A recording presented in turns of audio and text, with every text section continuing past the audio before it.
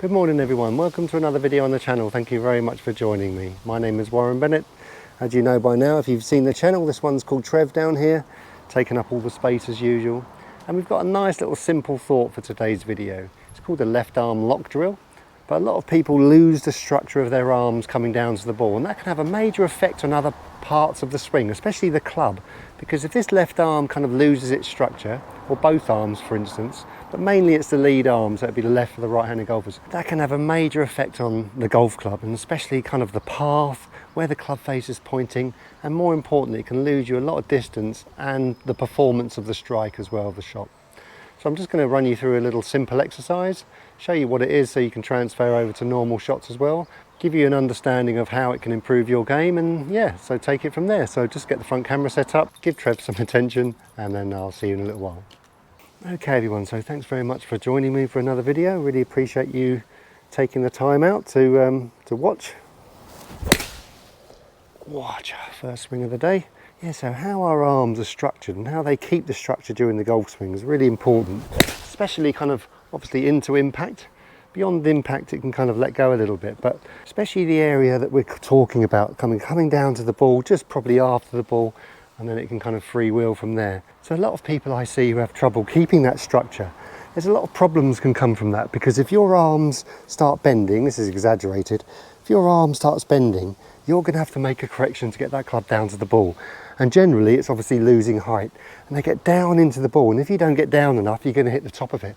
So a lot of people who top the ball, they kind of bend too much, so they may feel like they're keeping their head still, but if they keep the head still and then they bend their arms too much, that can have a big effect on the quality of strike, that's for sure. So keeping the structure of the arm, and luckily for me, I don't know if I worked on it when I was a kid, but I have a natural locked left arm, so my arm gets pretty locked and keeps that way till about just after like the third of the follow through, and then obviously it starts to bend up there. Okay, so you can do this little drill. So I've got an 8 iron, I recommend you hit the same, or a 9 iron, something with a bit of loft. So what we're going to focus on, we're going to focus on keeping our left arm as locked as you can be, so as straight as you can be. So feel like you're not going to have an elbow joint. So you're going to swing it kind of halfway, maybe a bit longer backswing. And then on the follow through, we're going to swing to about kind of halfway through, maybe just before.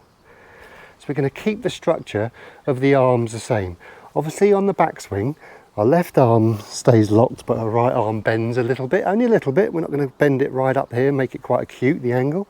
So we're just going to keep our left arm locked. You can stop if you like, and then we're going to keep it straight all the time. You can make it that slow if you like, and I recommend you make it that slow, so you can do practice swings. Hands are still nice and light on the club, and I'm keeping the structure of my left arm. Now to create length, you're going to have to introduce a bit of hinge. So what I see people who lose that structure on the backswing is they lift. Because they lose that structure, they can't now use their wrists, so they then have to lift, and there's your problems from there as well. So backswing, it's going to help. At downswing and follow through. So slow motion is, you can see I'm keeping it nice and locked, right arm's nicely bent, but now I'm going to keep that structure the same. Now I have no elbow joint, You can see I'm still using my wrists, but I'm keeping the structure of my left arm the same. Nice and slow to start with. Let's go kind of slow motion swing. Keep it the same, keep it the same, keep it the same. Don't get sucked in to try and kind of bend that left arm. If you're used to bending it, it's going to feel really strange. That's why you start small and you start really slow, to give you that awareness time. Nice and light in the fingers. Nice bit of set. Keep the left arm straight, keep the left arm straight. There we go, until about here. It's probably a little bit exaggerated, but that's fine, because you don't want to have it bent and getting it sucked in behind you. It's not good for a full out golf swing. Keep it left, keep it locked, keep it locked, keep it locked, keep it locked. It's not about results, don't worry about results. You can put it on a little tee if you like. If you start with your arms pretty straight, but you come down and have them bent, the club's not going to get down to the ground. So after a period of time, you're going to have to do a correction, and then you're going to stop swinging the golf club. You're not swinging your arms correctly, because if you want to create natural speed, and if you want to create some distance, extra distance, without really feeling it too much, your arm structure needs to be the same, pretty much slightly post impact, and then after that it's bent. So let me show you how you can transfer that over to a normal shot. So we can do four balls down there, nice and slow to start with. I'm going to stop. Don't be tempted to go too far. Left arm, beautiful. You can introduce a bit of release, a bit of wrist if you like, definitely wrist in the backswing like that. And then you just practice that till the cows come home. One of the biggest faults I see from someone who's like kind of bent too much is they always cut across it, always slice it. So keep your head nice and still, as you can see. Keep your left arm straight, left arm straight, left arm straight. I've probably done it so many times I don't know I'm doing it. And then you transfer it over from there. So you can make a follow through this time, but break the follow through down. Joint, no elbow joint, no elbow joint until there. It's really going to get you kind of naturally thrown down the line without having to try. Because if your arms are too close to you and your elbows are too close to you, you're going to have to force it with the top half probably to create the power you're looking for. So like I said on many other exercises, this is a repetition exercise. So you can do it away from the golf course, you can do it at home, you can just do practice swings. Remember, the right arm bends slightly at the top of the backswing, but keep it straight. There's no elbow joint, remember? Focus on your elbow not bending. Left arm is not bending, not bending. There we go, and you can speed up if you like from there. I can hit that pretty hard, you can see there. Keep the structure the same. I haven't moved my head yet, so my arms are doing all the work. Beautiful. Working on what I call the internals, the bit you can't feel because it's a blink and you miss it. You can't feel that, so you have to break it down, give yourself awareness time of the internals. The only way you can give yourself awareness time of what's going on in these internals is to take a bit of pace off. And you can work this drill nice and slow to start with, like a 2 out of 10, no elbow joint, no elbow joint, a little bit quicker, a little bit quicker. Hold, and then you can bend from there. What does your finish feel like from this new follow through position?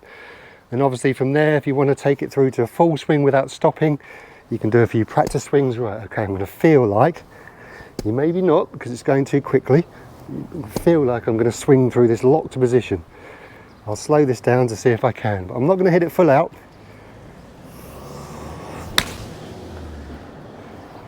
Just took a pace off that, just to give myself some awareness time of what's going on during the swing. Really important, that. So you can do full swings at different pace. A couple of practice swings just to kind of give myself some awareness. Right, there's no elbow joint, there's no bending, and then you can just do like a 3 out of 10. Nice and still with the head, everyone. There's your slow motion, nice and still with the head, isn't it? Not a lot going on. Just letting my arms keep that structure. Into impact. It's probably not as exaggerated as the drill on the follow through, but that's okay. It can kind of bend quite quickly after impact, but you definitely don't want this lead arm, this left arm, if you're right-handed, breaking down, because that's going to pull your left shoulder across you. Probably going to put weight on your back foot as well. Okay, and then you can kind of let one go completely nice and full out.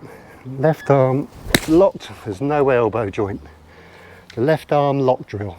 It's really important. You would have heard me say many times in different videos on the channel, is to kind of take the pace off the swing. Give yourself an awareness time. It's obviously that's not for the golf course, but on the range, swings at home, swings away from the golf course, is to take the pace off the swing. Give yourself that awareness time whilst in motion.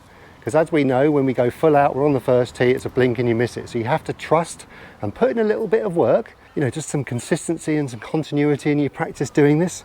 Remember, it's great for pitching and chipping as well, because remember, you don't have the kind of the speed to bail you out in those type of shots. So keeping your structure of that left arm is very good for pitching and chipping as well. So give that a go too. But this is for every club you hit full out. Obviously, it's not, we don't keep our arms all the way straight all the way through our follow through. There is a kind of a bending afterwards.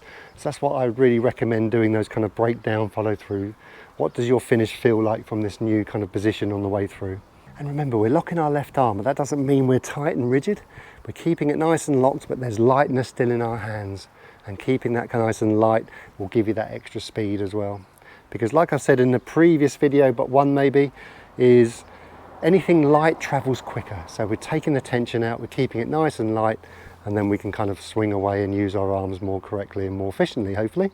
Okay everyone, so yeah, God, here we go again. Cloudy UK. This July's been so off and on, it's been ridiculous. One day it's really sunny and the next day cloudy, as you can see here. But it's nice and dry. Trev's coming along to say hi because he knows it's the end of the video. So it's time to go and time to wrap up today's video. Thanks, Trev. So from myself and Trev, we bid you farewell. Have a great golfing day if you're playing. More importantly, stay healthy on and off the golf course. So from myself and Trev, we bid you farewell and thank you very much for everyone's support. And just before you go, we've got something big coming to the channel. Can't say anything just yet. Next couple of weeks, I'll do an announcement and tell you where kind of the direction of the channel's going. Always have the instructional side of the channel, that's for sure, but there's something different coming. Hopefully you'll enjoy that too.